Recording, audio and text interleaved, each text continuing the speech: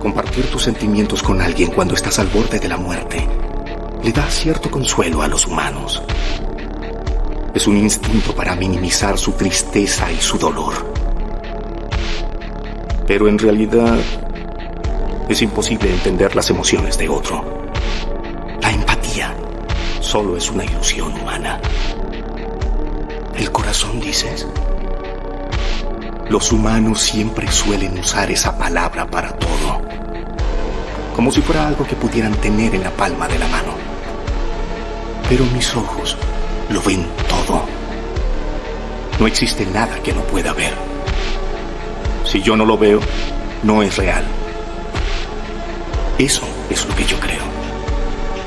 Entonces dime, ¿qué es un corazón? Si hiciera un agujero en tu pecho, ¿lo podría ver? Si rompiera tu cráneo, ¿estaría ahí?